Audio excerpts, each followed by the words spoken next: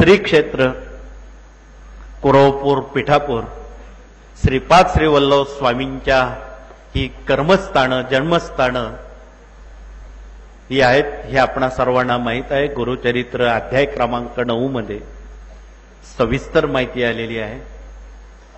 म्हणून आपण कुरवपूर क्षेत्री गुरुचरित्र का वाचायचे तर जन्मजन्मांतरीचे शाप ताप दैन्य दुःख उपद्रव पितृदोष मातृदोष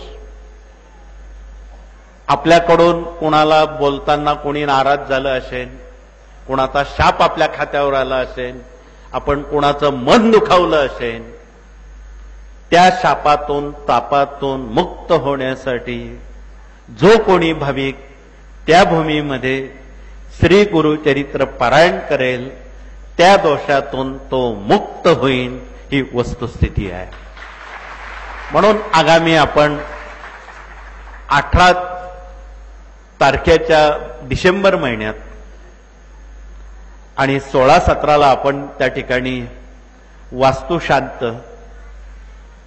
मूर्तीची स्थापना या साऱ्या बाबींचा मोठा सोहळा देशव्यापी स्तरावर करणार आहोत। म्हणून मगाशी आपणा सर्वांना आव्हान केलं, प्रत्येक केंद्रातून 100 सेवेकरी तिथे आलेच पाहिजे, त्यांचा उद्धार करणं हे आपलं काम आहे। आपला जन्म त्यासाठी आहे असं म्हणायला हरकत नाही।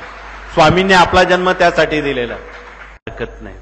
इथे आमच्या औरंगाबादहून जोशीबुवा आले, त्यांनी एक पारायण मधल्या काळात कुरवपूरला केलं। त्यांच्या पत्नीला 4थ्या स्थितीवरचा कॅन्सर झालेला होता, त्या अधिक माहिती आपणाला सांगतीलच।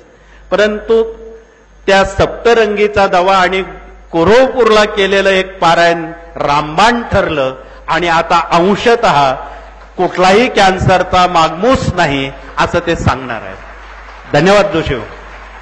तर अशा पद्धतीनं आपणाला सामर्थ्य आहे चळवळीचे, जो जो करील तयाचे अधिष्ठान असावे स्वामींचे।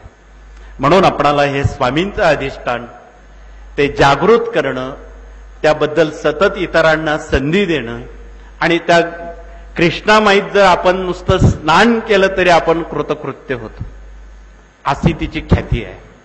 म्हणून त्या दृष्टीनं आपण तमाम देशातील सेवेकऱ्यांना आणि दक्षिणेतल्या सर्व 4 राज्यांना कुरवपूर ही उपकृत करणारी भूमी आहे, पुण्यपदरात पडणारी भूमी आहे, तिचा आपण यथाशक्ती लाभ घ्यावा एवढंच कळकळीचं सांगणं आहे।